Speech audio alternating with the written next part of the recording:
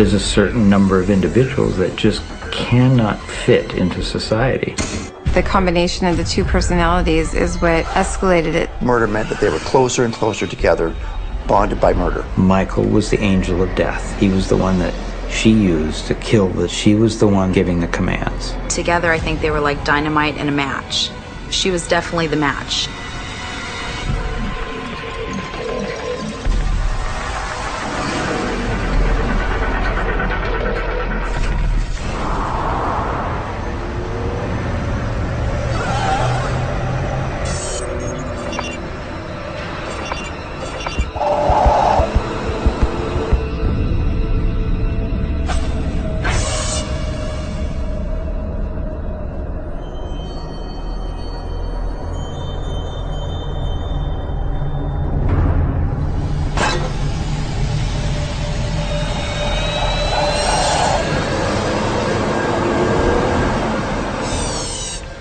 On March the 6th, 1981, San Francisco police received a frantic call from the owner of an apartment building.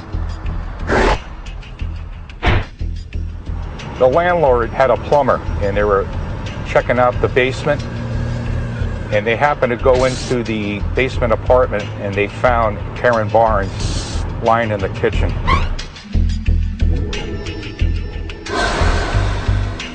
The 23-year-old victim was lying face down in a pool of blood.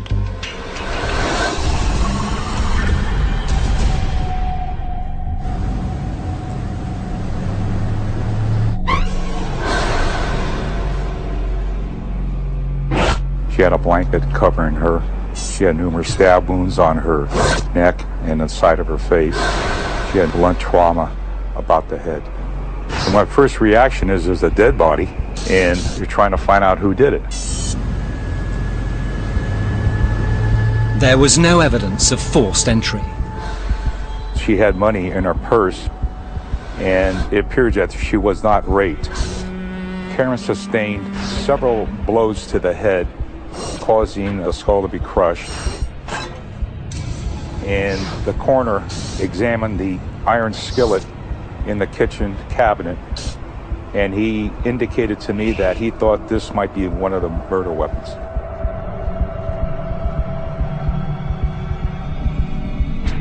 She had approximately 12 or 13 stab wounds to the neck and to the face.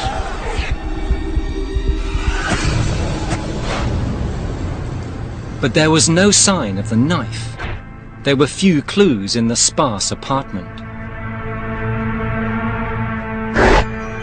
In the living room, police noticed that the walls were painted with mysterious religious symbols and a name, Suzan.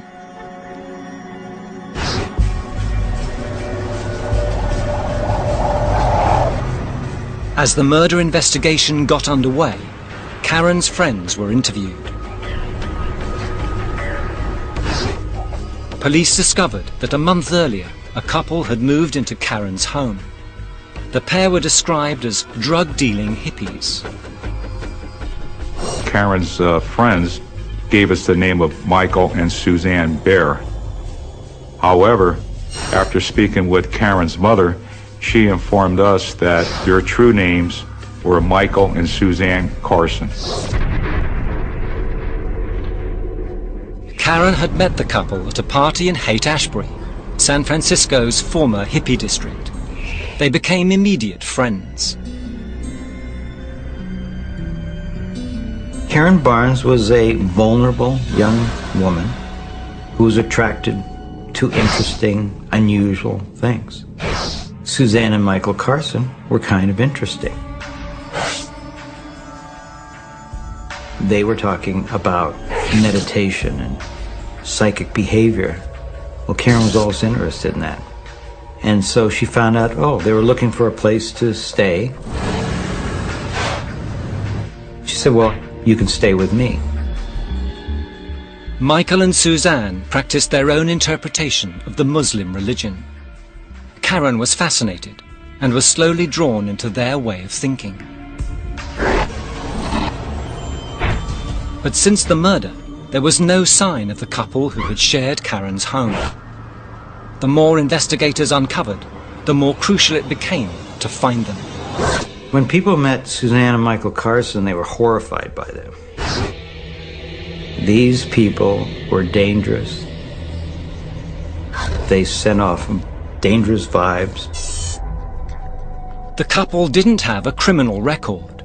There was no evidence to suggest they were killers. They were persons of interest. They weren't suspects, but they were persons of interest. You just don't put out an all points bulletin because they would match everybody on the street. We were looking into other avenues of other crimes in the area to see if they matched Karen's.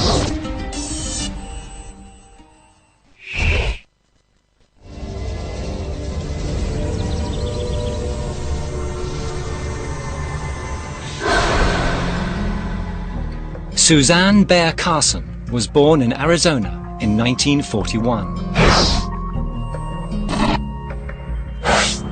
She lived an idyllic childhood. Her father was a newspaper executive and her mother was a stay-at-home mother. She had all the benefits of growing up in that sort of privilege in Arizona. But as she was growing up, Suzan seemed to lose interest in other people.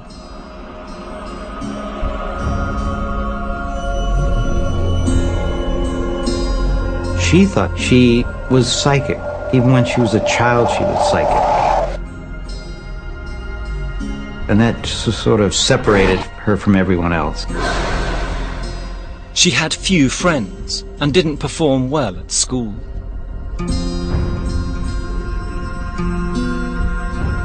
She met a man just a few years older than her and not really fitting in. She ended up married. She went on to live a life very similar to the one that she'd grown up in. But things soon changed. Suzan became disillusioned and began to search for other meaning in her life. She embraced the counterculture and its philosophy of free love, mind-altering drugs and spirituality. She also developed a radical interpretation of the Islamic religion.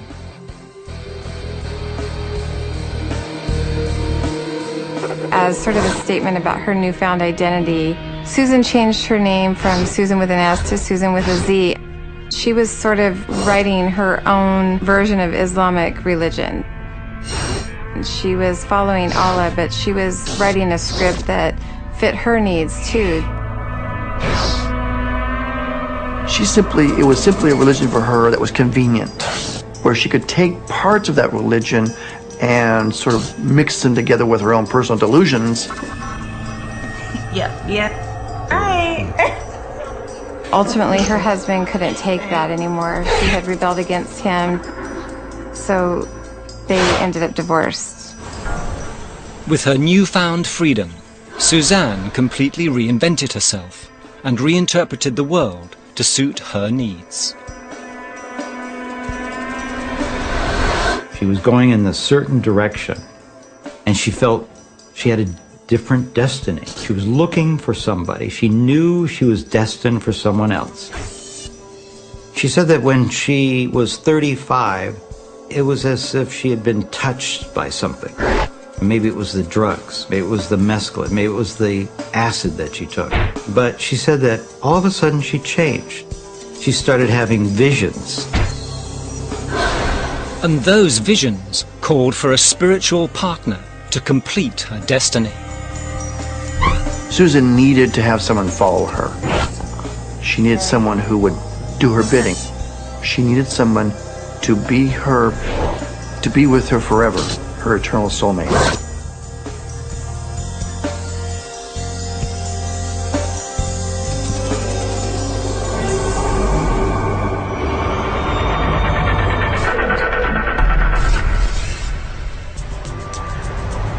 San Francisco, 1981.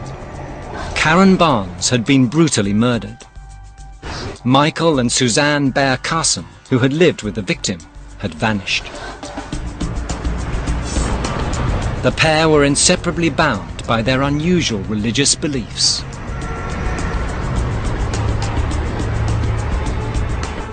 From Susan's perspective, it is a combination of her delusions, which she has embraced, certain very specific delusions, coupled with her need to control somebody else, where she will have them totally under her power. And using those delusions, she was able to attract someone to her. And Michael was that guy. Michael Bear Carson was born James Carson in 1950 in Oklahoma. He was born to a loving middle-class family. His father was an oil engineer for an oil company. Mom was a school teacher. So just very typical family. But he was diagnosed with a rare bone disorder very young. And he was actually put on bed rest for several years. And he just threw himself into books and reading. He had a great love early on of philosophy, religion, politics, history. But Carson also developed a defiant nature. He was very much a rebel, involved with drugs, sex, and rock and roll, and did not want to conform to that late 1950s, early 60s. In the late 1960s, he studied at the University of Iowa. He met a woman called Lynn, who shared his political interests. They married in the second year, and after graduation, the couple had a child, Jen. In 1975, the family moved to Arizona. My mother was teaching English, and my father was a stay-at-home dad / pot dealer. Read to me and took me to the petting zoo and made me breakfast every morning and braided my hair. And I have very, very fond memories of that time. But the good times were short-lived. I think he felt kind of lost. He was no longer immersed in that college environment. And so he just kind of jumped from one thing to another, just constantly looking for something to believe in. Carson slowly started exhibiting antisocial tendencies. He didn't get along with anybody. He hated the government. He was searching for God. He was angry. I don't know what the cause of his anger was, but he had an explosive personality.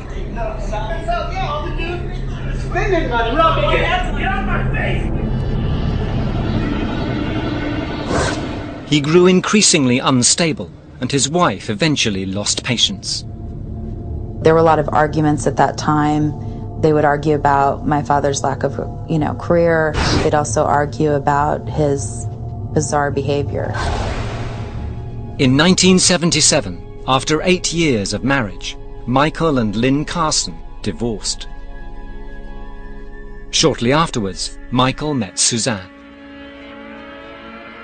The second they met, it was like fireworks. They were just almost instantaneously obsessed with each other. Well, Michael was searching for God. Suzanne was searching for something, she didn't know what. And when they met, it was like two star-crossed lovers. It was magic.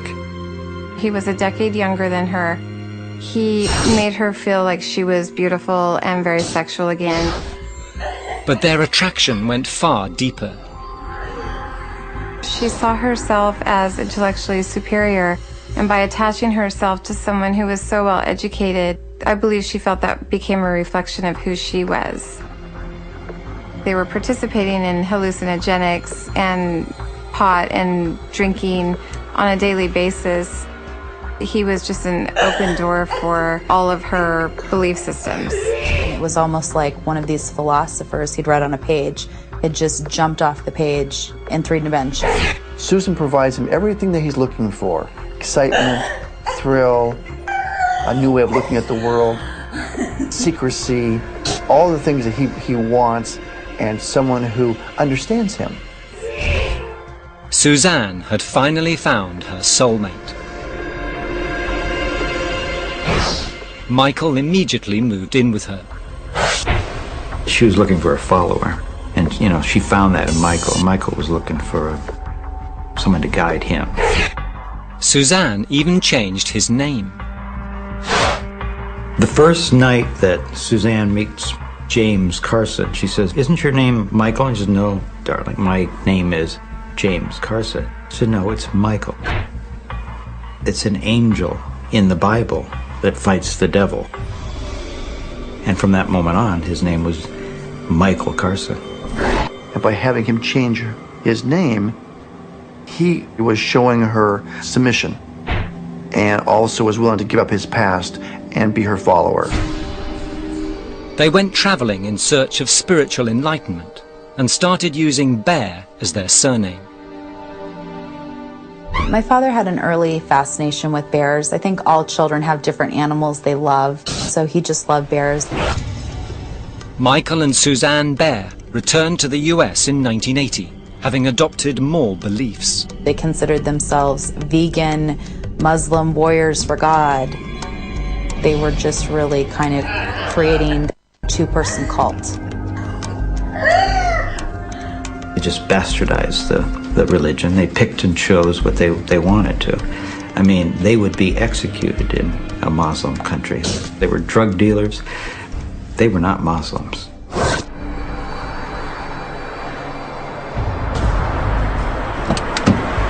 They planned a new life in California and moved to San Francisco's infamous Haight-Ashbury district.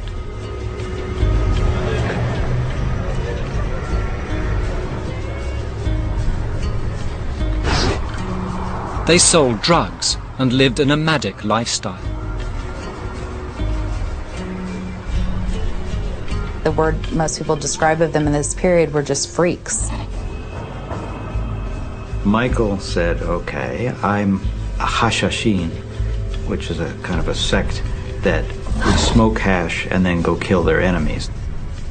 They picked out the Hashashin element of the Muslim religion because they wanted to kill witches. They thought they were on a mission to kill witches. This was very off-putting to people, so I think they were looking for recruits.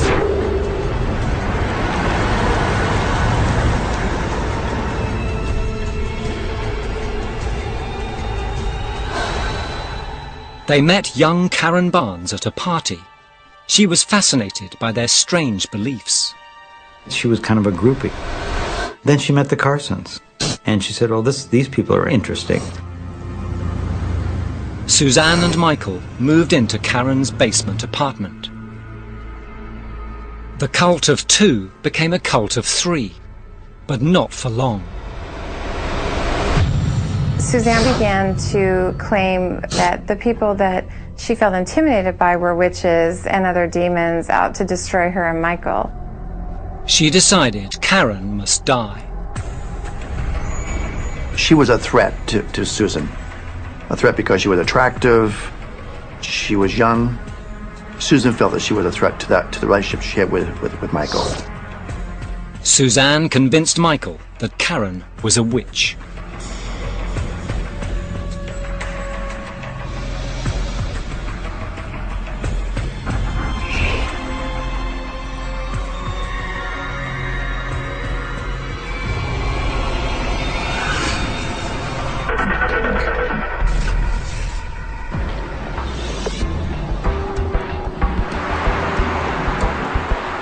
In 1981, San Francisco police were searching for Karen Barnes's killer.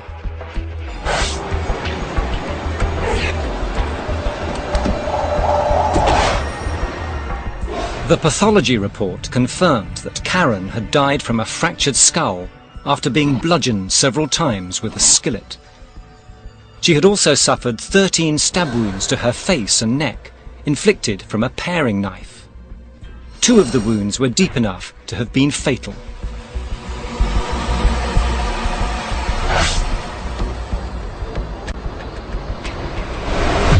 Investigators tried to find out more about the couple who had moved in with Karen, but the hunt ended in frustration.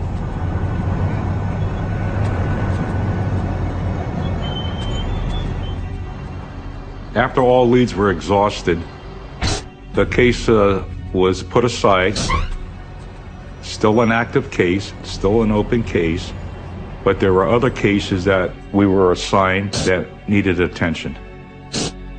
After Suzanne and Michael killed Karen, they fled San Francisco. They were tied together from that point on. They had started on a journey. There was no going back.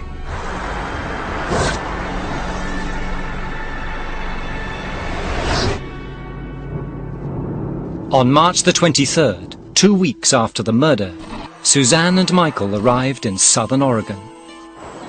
They hid in a small mountain shack, which they called Allah's Mountain. Allah's Mountain was paradise to Suzanne and Michael. It was a paradise with tall trees and a beautiful cabin where they could be together forever and grow all the dope they wanted to. In reality, it was a terrible, hideous shack. They called themselves Muslim assassins, and they prepared to wage a jihad against witches and evildoers. Karen was the first. Now they were going on. They were going to kill as many witches as they could. But Suzanne had another motive. Susan was very afraid of losing Michael. She had wrapped her world around him, her religion, and this belief system. And outside of that, there was no place for her to go. She wants to kill anything that might threaten her relationship with Michael. Anything that might be intrusive in that relationship, she's going to destroy it. After several months of hiding in the cabin, they ran out of food and drugs. Michael hitchhiked to LA to look for supplies, while Suzanne stayed behind in Oregon.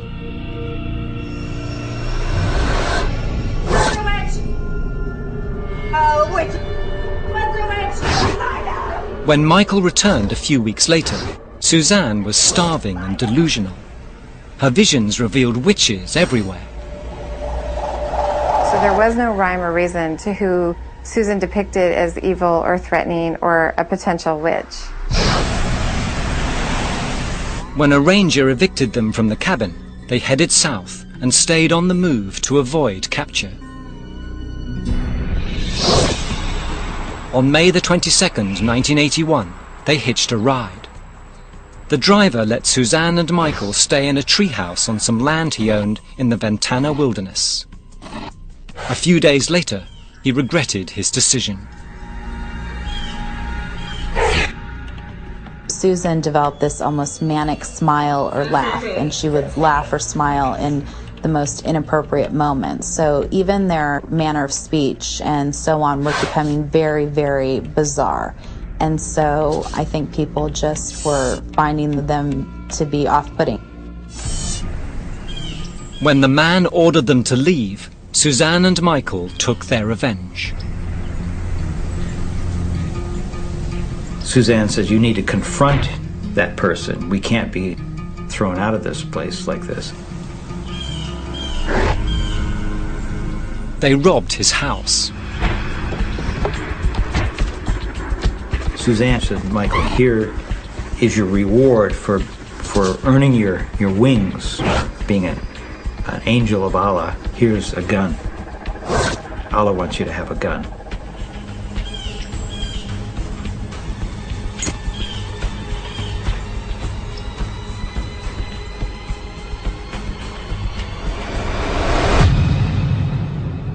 After setting fire to the house, they took off again and headed north to Humboldt County, California.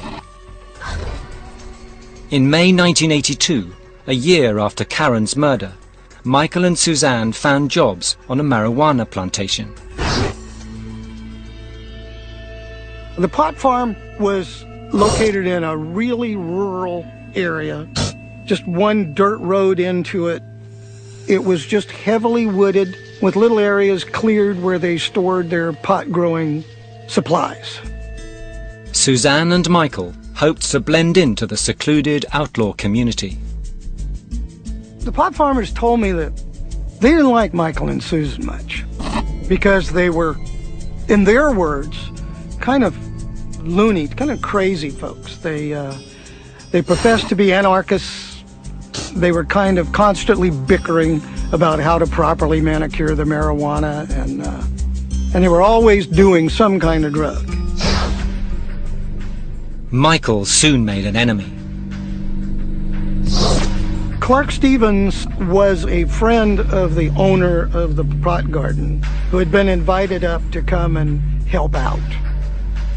Immediately when he got there, he kind of knocked heads with Michael and Susan. It began with an argument over how to tend to the plants, and quickly escalated. Clark was the kind of guy that used foul language a little bit. He would get mad and say things to Susan that she felt were a violation of their Muslim religion. In their version of the religion, disrespect to females is almost like raping them. So then it would be up to Michael to avenge that transgression. And he touched me. I need to take care of him. But Susan ordered Michael to take care of it. A few days later, while guarding the crops, Michael carried out Suzanne's instructions.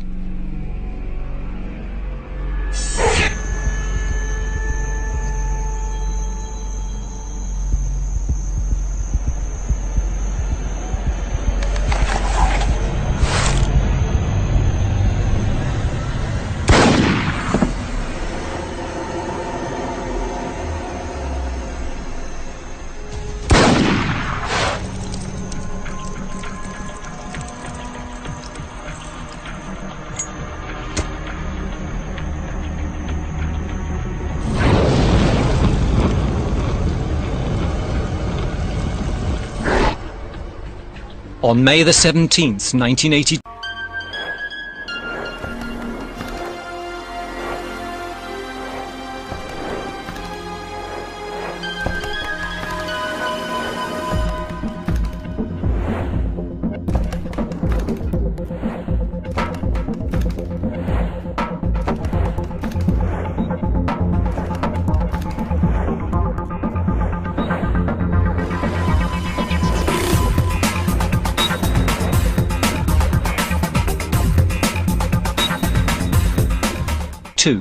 police received a strange call from the plantation. One of the dogs in this marijuana growing area had been seen playing with a ball. So they looked closer and come to find out it was a human skull. The police responded quickly. As we started walking up the skid road towards where we were told the body was, you could smell it very strongly. The body had been burned, had kerosene poured on it, and then it had been lit on fire. And when it didn't burn properly, then they covered it with chicken manure, which they had there for the marijuana, as fertilizer for the marijuana. Police carefully sifted through the remains.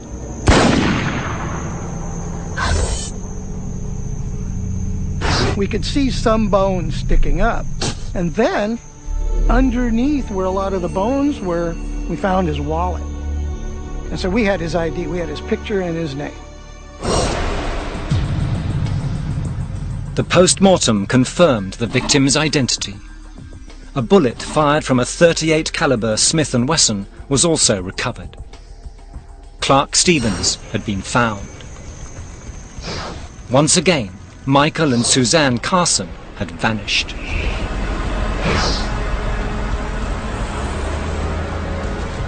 I think they're mean people. They have no soul. After Suzanne and Michael killed Clark Stevens, they headed down the highway. They escaped to Trinity County, California. The following day, they panicked when they encountered the county sheriff's search and rescue team who were looking for a lost hiker. Michael and Suzanne thought that they were after them for the murder. So they dropped their packs and bolted down the hill. They thought the police were hot on their trail. They weren't. Michael went towards L.A. Suzanne went deep into the forest. When the deputies searched the abandoned packs, they found the marijuana, bullets, an ID for a Richard Arata, and a manuscript titled Cry for War. The manuscript was an anarchist's battle cry. There's a whole culture of folks out there that hate the government, hate the people. Killing doesn't mean anything to them as long as they're justified in their own personal feeling. Michael Bear had written Cry for War. It featured a hit list of prominent figures. They felt that God wanted them to kill Ronald Reagan and Johnny Carson because their first, middle, and last names had 6 letters, 666. They were kind of connecting it to a religious or philosophic belief. Police learnt that Richard Arata's ID, found in the backpack, had been stolen months earlier. A computer check revealed that Michael Bear was wanted for questioning in connection with the murder of Clark Stevens. Investigators took fingerprints from the manifesto and checked them against their database. Because once you put it in the computer, law enforcement takes a look at it. And Secret Service picked up on that. Hey, these are threats to government officials. Meanwhile, Michael made his way to the Alhambra area of LA.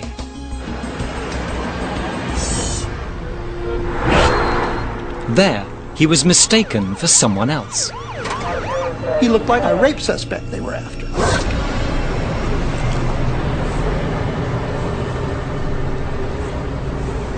And so the Alhambra officer picks him up. Michael still had the gun he'd used to kill Clark Stevens. He resisted the temptation to use it. He laid Michael out on the street and patted him down, but he was carrying the gun in his crotch, and the officer didn't find the gun. When the officer took him in for questioning, Michael hid the weapon under the back seat of the patrol car. Police questioned him for an hour. He gave them the name from the stolen ID. The police didn't check the narcotics database and were unaware that he was using someone else's identity. It was simply because they had a miscommunication. Somehow, they didn't get the information that we wanted as a person of interest in a homicide. Michael hoped his cover wouldn't be blown. So they took his picture and had him fill out some paperwork, a felony sheet. They faxed the photograph of Michael to the rape victim in the hospital. And they said, no, that's not him. So they cut him loose. When they did that, when the next shift came on, the new officer, he pulls the back seat of his patrol car like you're supposed to do, and he finds a gun there. After finding the gun, they put out an all-points bulletin to locate him. They used the name he'd given them, Richard Arata. Police in Humboldt County recognized the name. The plantation workers and search and rescue team then identified Michael Bear Carson's picture. We had the gun, we looked at the picture, looked like our guy. We sent the gun to the lab. We discovered that it matched a round that was taken out of the head of Clark Stevens. The ballistically was a match, so that pretty well convinced us that we had the right folks. 1 week after Clark Stevens' body was discovered, the killers were reunited. Suzanne and Michael Carson met in Sonora at a place called Phoenix Lake Road because that was their prearranged meeting place if they got separated. Suzanne's erratic visions then led them all over the state for months. Although her cult was a person of one, she was using her religion to scare Michael into staying with her, intimidate him. They eventually ended up in Portland, Oregon at a friend's house. Once again, they overstayed their welcome and were asked to leave. They took off, with Michael having stolen a .38 caliber pistol. They were stranded out in the middle of the valley somewhere, and they were not getting the rides.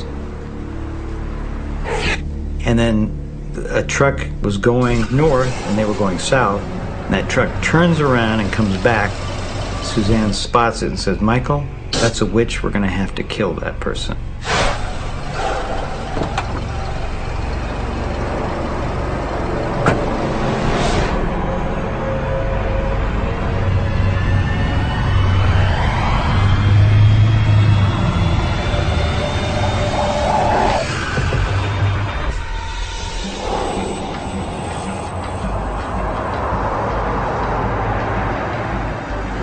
In 1983, police in San Francisco and Humboldt County, California, were searching for serial killers Michael and Suzan Bear Carson. They were on the run, primed and ready to kill again.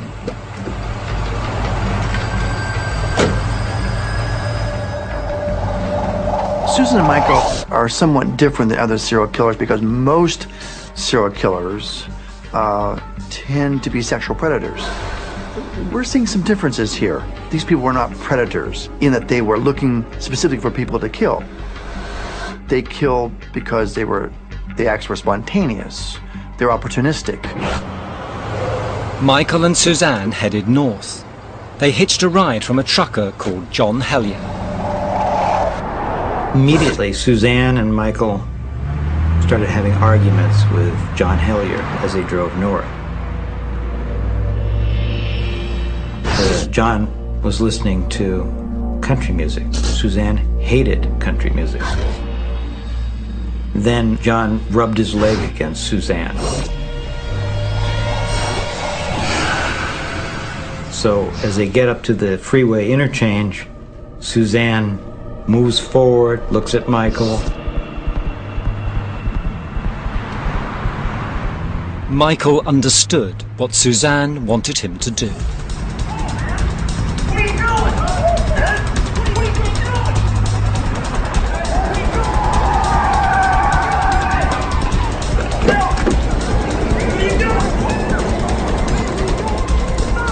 There's this huge struggle in there along the highway. It's a huge scene. It goes on for about 10 minutes.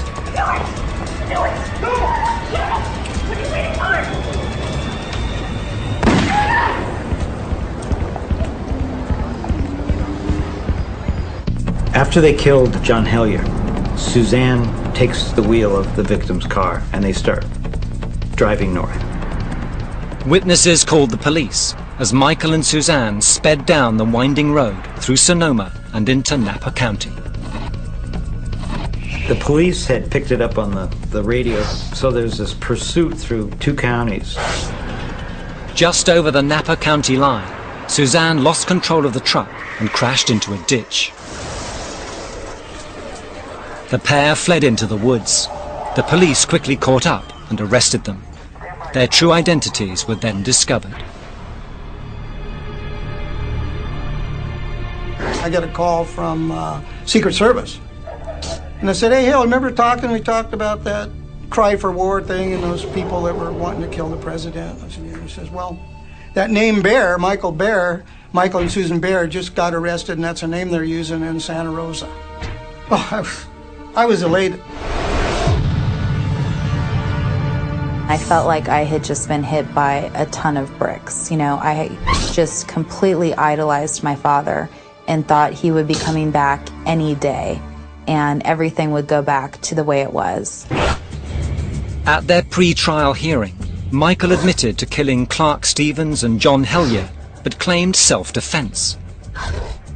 Suzanne refused to say a word in court or to her lawyer. It was very unusual. I've never had a case like that before or since, where the person who could speak just refused to speak.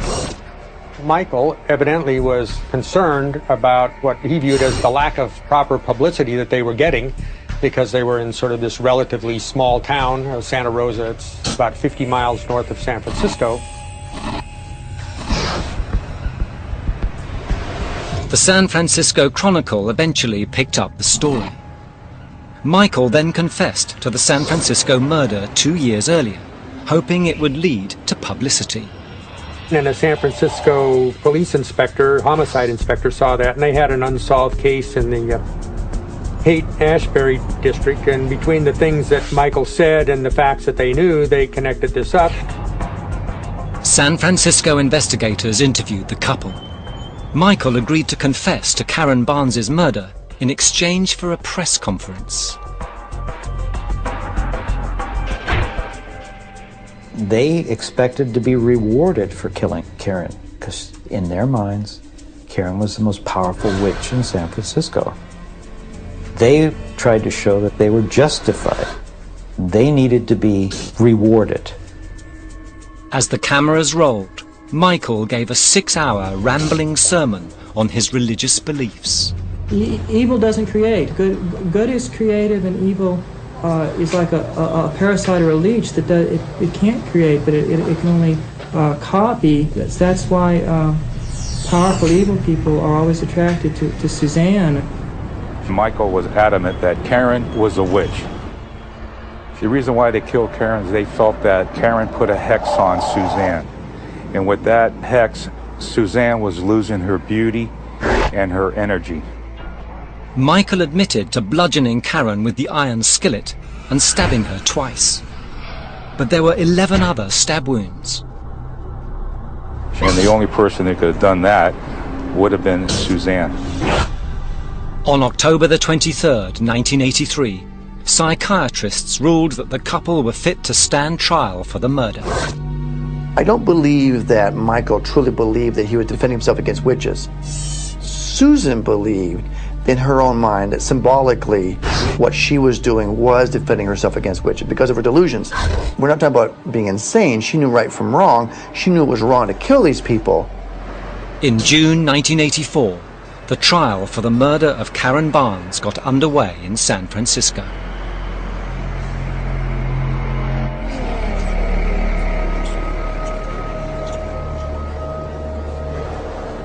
They never admitted that they were wrong, and they were glad they did it. They'd do it again. On July the 2nd, 1984, they were convicted and sentenced to 25 years to life.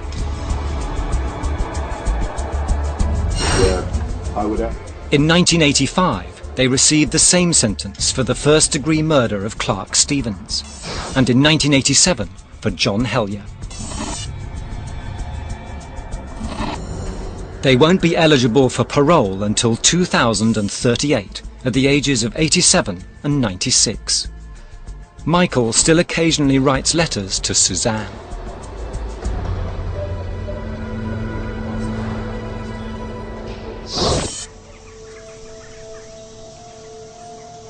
He started out with so much promise, and instead he took this other direction that ended these people's lives and ended his own life also.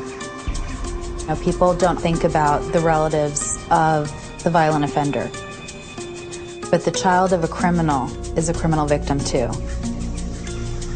For a long time I felt anger and I felt hate.